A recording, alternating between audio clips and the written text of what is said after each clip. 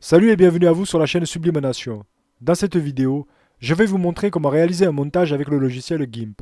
Le thème de notre montage sera sur les Avengers et ce sera une image pour la personnalisation d'un mug, comme je l'ai fait avec la vidéo tutoriel pour Photoshop.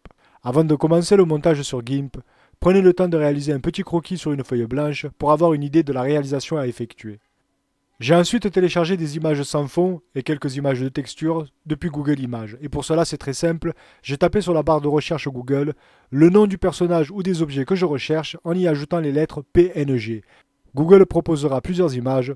Je prends le temps de regarder les images qui me conviennent avant de les télécharger sur mon ordinateur. Avant de commencer à utiliser GIMP pour la sublimation, il est très important de le configurer. Et cela, je le montre dans la vidéo numéro 3 présente sur la chaîne. Je vais donc utiliser le document que j'ai personnalisé pour la sublimation depuis GIMP. Pour cela, c'est très simple, je fais un clic droit sur ce même document, puis je clique tout simplement créer une image à partir d'un modèle. Étant donné que c'est un montage d'image pour la personnalisation d'un mug, je vais créer ici un rectangle de coupe, soit mon gabarit. Et pour cela, je vais créer un calque vierge. Je clique sur calque, puis nouveau calque. Je m'assure que remplir avec est sur transparence et je clique valider. J'ai donc créé ici un nouveau calque vierge. Je vais maintenant ici utiliser l'outil de sélection rectangulaire qui se trouve en haut à gauche sur la barre des outils. Je vais tracer ici mon rectangle à l'œil, puis je vais cliquer ici, je vais vous agrandir l'image, sur Options de l'outil. Dans l'onglet Options de l'outil se trouve en bas la zone taille. Vous avez deux cases ici, l'une pour la largeur et l'autre pour la hauteur. Assurez-vous d'avoir bien sélectionné ici millimètres et indiquez les dimensions que vous souhaitez. Pour mon exemple, je vais dire 190 mm par 90 mm. Ensuite, j'appuie sur la touche Entrée pour confirmer. J'ai donc créé ici un rectangle de 190 par 90.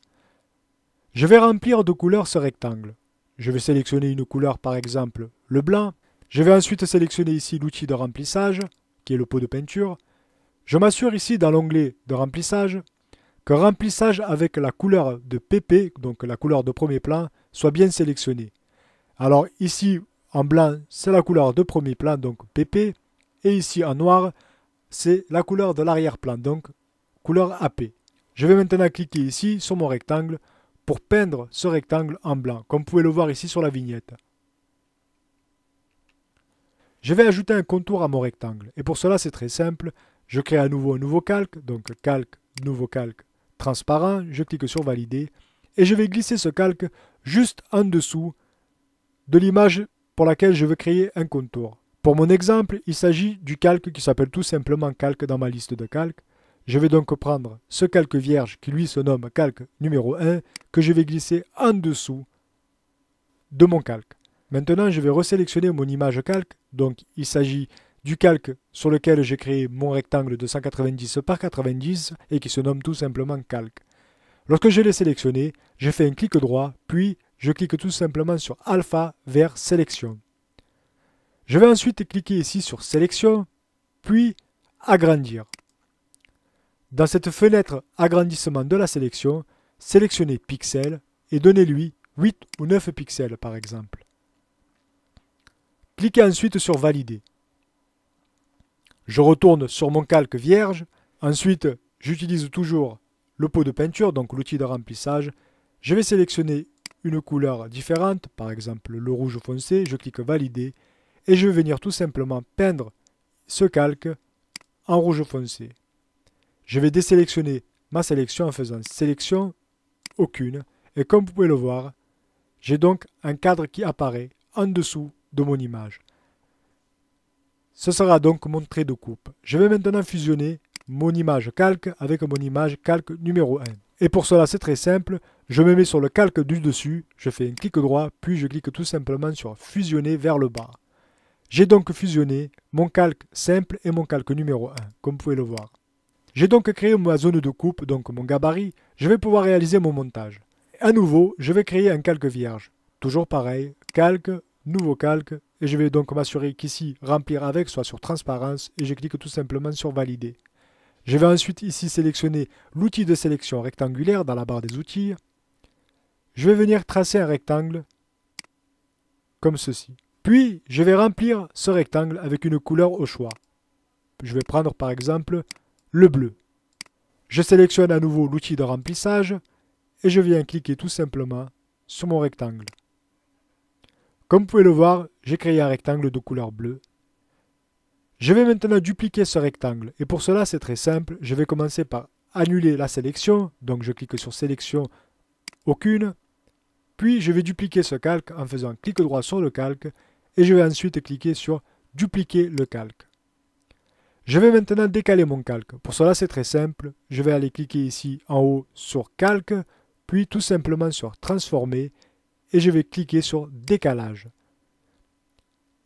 Étant donné que je veux décaler mon calque sur la droite, je vais utiliser ici la case X. Je vais donc utiliser ici les flèches haut et bas pour décaler mon calque sur la droite.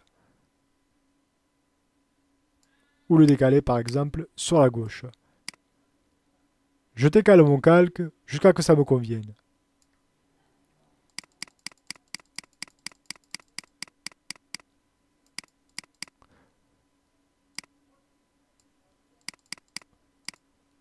L'espacement entre les deux calques me convient. Je prends note ici de 650 pixels. Je vais donc mémoriser ce chiffre, 650 pixels. Je clique ensuite tout simplement sur Valider. Je vais maintenant créer une troisième image.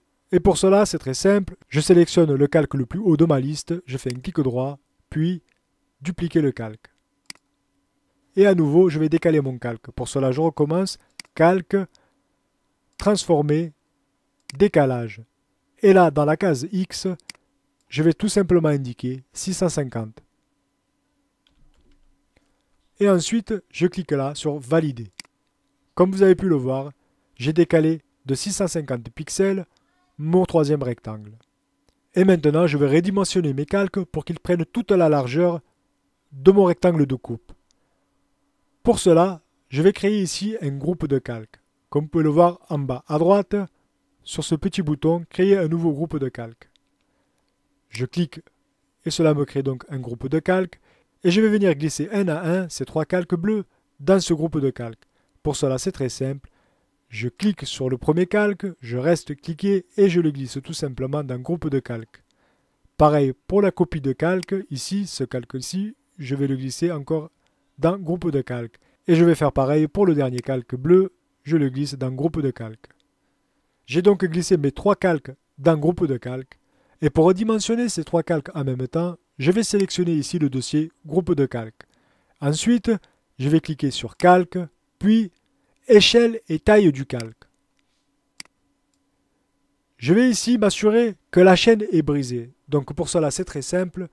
Comme vous pouvez le voir sur les images, la chaîne est liée. En cliquant dessus, je vais pouvoir changer la largeur ou la hauteur sans modifier l'une des deux valeurs. Si par contre, ici, la chaîne est liée, en changeant la valeur de la largeur, cela change automatiquement la valeur de la hauteur.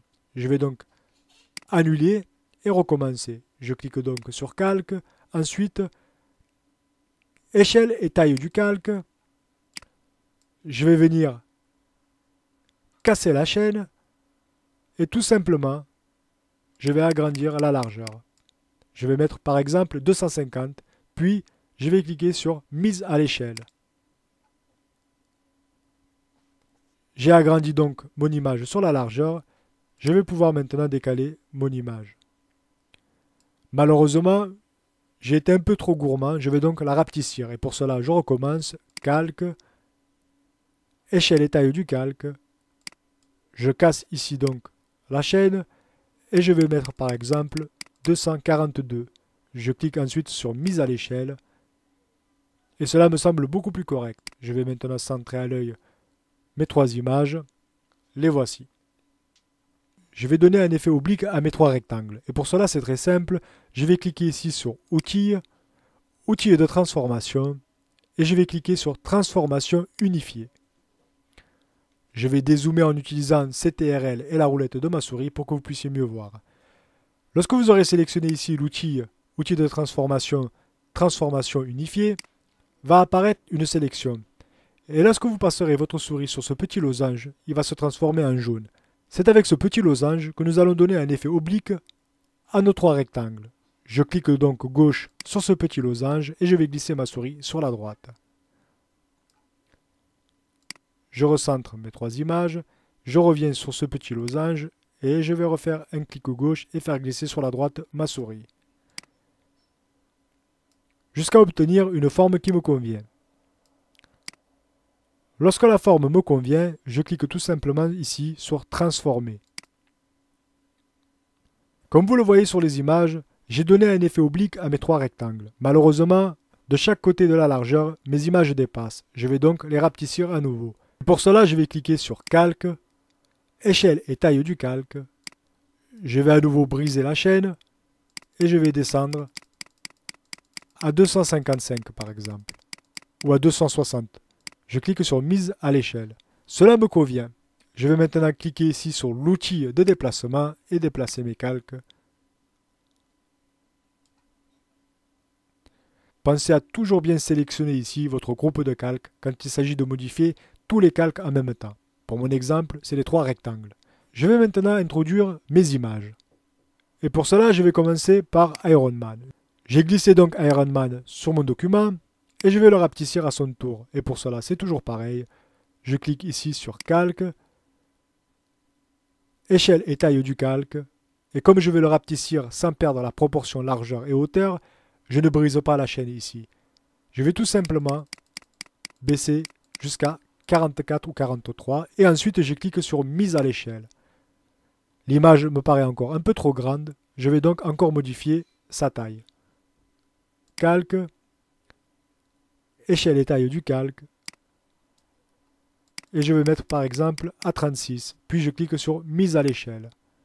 Je mets en place mon image sur mon rectangle et cela me paraît très correct. Je vais maintenant donner un contour à mon image. Pour cela, c'est très simple. Je vais donc créer un nouveau calque, calque vierge. Je m'assure que transparence soit toujours dans Remplir avec et je clique sur Valider. Ensuite, je glisse ce calque en dessous de mon image Iron Man. Donc, l'image d'Iron Man se nomme 15.png. Je vais donc glisser ce calque en dessous de 15.png. Je retourne sur mon image Iron Man et je vais cliquer droit, puis Alpha vers Sélection. Je vais ensuite cliquer sur Sélection, puis agrandir ma sélection. Je vais agrandir ma sélection en pixels et lui donner 6 pixels. Ensuite, je clique sur Valider. Maintenant, je vais sélectionner ici le calque que j'ai créé précédemment en dessous d'Iron Man. Je vais sélectionner ici l'outil de remplissage, donc le pot de peinture, et je vais sélectionner ici la couleur noire. Je clique Valider et je viens tout simplement faire un clic et un second clic. J'agrandis l'image pour que vous voyez le contour. Je vais désélectionner mon contour en faisant Sélection, puis Aucune. Le fait d'avoir cliqué deux fois au lieu de une va me faire un contour beaucoup plus prononcé. Et pour éviter accidentellement de bouger mon image par rapport à son contour, je vais tout simplement sélectionner mon contour et cliquer ici sur la barre de droite, verrouiller la position et la taille. Et faire pareil pour mon image Iron Man en verrouillant son positionnement. Si par exemple ici je clique sur l'outil de déplacement, je ne peux plus déplacer ni Iron Man ni son contour. Cela évite les accidents. Je vais maintenant travailler sur le fond d'Iron Man. Alors je vais commencer par sélectionner ici le calque Iron Man et ensuite je vais cliquer ici sur couleur puis colorier. Je vais ici utiliser soit la pipette pour sélectionner une couleur de l'armure d'Iron Man, puis je vais venir la modifier avec la teinte, la saturation et la luminosité pour trouver la couleur idéale.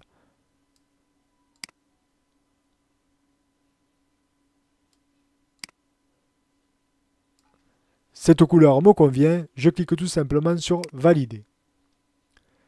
Je vais maintenant ajouter un effet au fond de mon image. Pour cela, c'est très simple. Je récupère ici l'image que je vais utiliser pour ajouter de l'effet à mon fond et je le glisse dans mon document. Je vais sélectionner ici l'outil de déplacement et je vais déplacer ma texture. Je vais l'agrandir, calque, échelle et taille du calque. Je ne brise pas la chaîne pour garder la même dimension et je modifie par exemple à 80. Je clique ensuite sur Mise à l'échelle.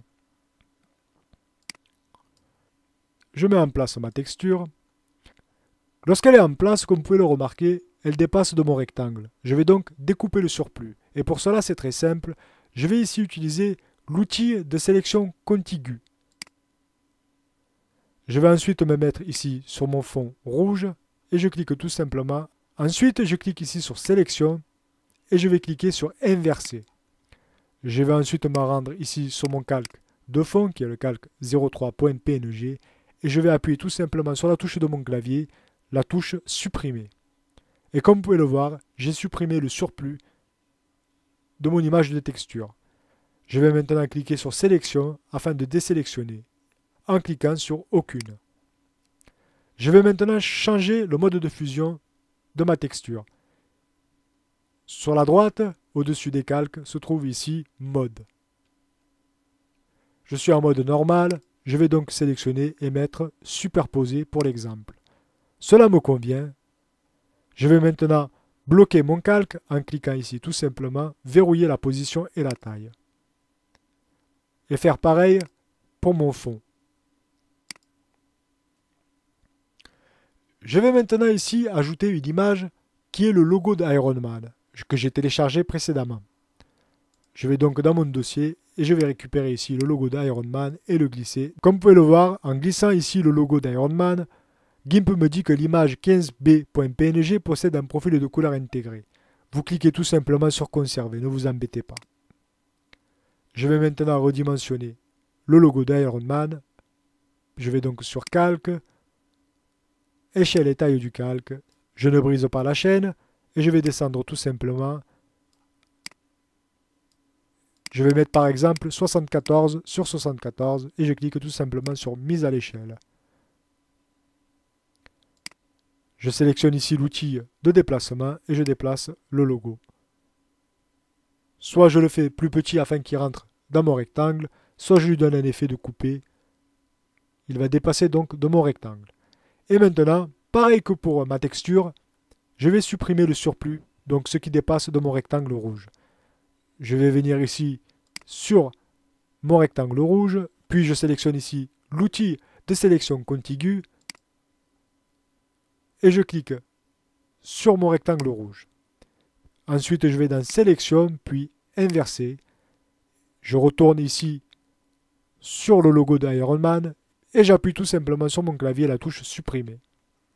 Ensuite, je clique tout simplement sur sélection pour annuler mes sélections en cliquant sur aucune. Je vais maintenant modifier la couleur du logo d'Iron Man. Pour cela, c'est très simple. Je vais sur couleur, puis coloriser.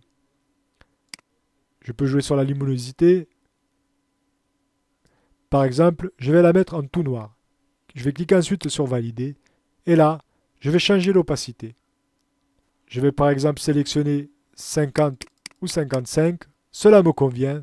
Je vais donc faire pareil pour mes trois autres images. Je glisse donc mon image, je la redimensionne et je peux aussi travailler sur le niveau de couleur. Et pour cela, c'est très simple. Je clique sur couleur, ensuite niveau et je modifie le niveau d'entrée. J'ai donc terminé la mise en place de mes trois images ainsi que de la création de leur fond. Je vais maintenant créer un cadre noir autour de chaque rectangle de fond. Et pour cela, je vais commencer par le rectangle rouge. Je vais donc sélectionner ici mon rectangle rouge. Je vais créer un nouveau calque, toujours transparent. Je vais maintenant passer ce calque vierge en dessous du calque du fond d'Iron Man, donc le calque à rectangle rouge. Je resélectionne le calque du fond d'Iron Man, je fais un clic droit, puis je clique tout simplement sur Alpha vers sélection. Je vais ensuite ici sélectionner mon calque vierge. Je vais ensuite cliquer sur sélection, puis agrandir. Je vais sélectionner pixels et je vais mettre un cadre de 8 pixels. Je vais ensuite cliquer sur valider. Je sélectionne ici l'outil de remplissage. Je choisis la couleur noire et je fais un double clic pour avoir un cadre noir autour de mon rectangle rouge. Et je fais pareil pour mon rectangle bleu ainsi que mon rectangle vert. Je vais maintenant ajouter à mon image le titre Avenger. Je récupère le titre Avenger et je le glisse dans GIMP. Je vais placer le calque du titre tout en haut de ma liste de calques. Je clique sur calque, puis échelle et taille du calque. Lorsque vous souhaitez réduire ou agrandir une image, vous avez ici qualité interpolation, soit cubique, soit linéaire, soit aucune. Généralement, j'utilise cubique ou linéaire.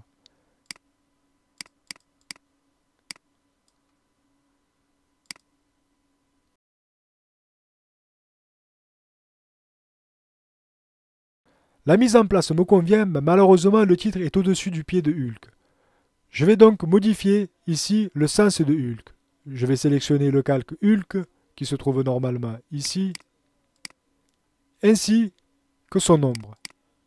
Et je vais donc fusionner Hulk avec son ombre. Pour cela, je fais un clic droit, puis fusionner vers le bas. J'ai donc fusionné Hulk avec son ombre. Je vais maintenant lui modifier son sens. Et je vais cliquer sur calque, puis transformer, et je vais faire un miroir horizontal. Je sélectionne à nouveau Hulk et je le remets en place, ici par exemple. Et je cadenasse à nouveau Hulk. Je vais ajouter ici un contour à mon titre Avenger, mais d'abord je vais supprimer ici le titre Marvel. Pour cela c'est très simple, je vais aller sur le titre Marvel, je vais zoomer avec la touche CTRL ainsi qu'à la roulette de ma souris. Je sélectionne ici l'outil de sélection rectangulaire. Je viens sélectionner ici Marvel et je clique tout simplement sur la touche supprimer de mon clavier pour retirer le titre Marvel. Je vais maintenant ajouter un contour noir au titre Avenger. Je vais commencer par faire un clic droit sur le titre Avenger, puis Alpha vers Sélection. Je vais créer un nouveau calque vierge avec le fond transparent. Cliquez sur Valider, faire glisser ce calque en dessous du titre. Ensuite, je vais aller sur Sélection, agrandir la sélection en pixels et mettre par exemple 7 pixels. Et cliquer tout simplement sur Valider. Je vais maintenant sélectionner ici l'outil pot de peinture, sélectionner la couleur noire, cliquer sur Valider et m'assurer que je suis bien sur le calque vierge en dessous du titre et je vais faire un simple clic et un second clic pour bien avoir un cadre prononcé. Je vais ensuite cliquer sur Sélection et cliquer sur Aucune afin de désélectionner ma sélection. Le montage de l'image est terminé et comme vous avez pu le voir, rien de bien compliqué. Il ne me reste plus qu'à convertir mon image avec le bon profil de couleur comme je le montre dans la vidéo numéro 3 et de l'imprimer, puis de le transférer sur mon mug. Sachez qu'il existe le groupe Facebook Sublimination et vous y serez toujours les bienvenus. Prenez fort soin de vous et de vos proches et bonne création.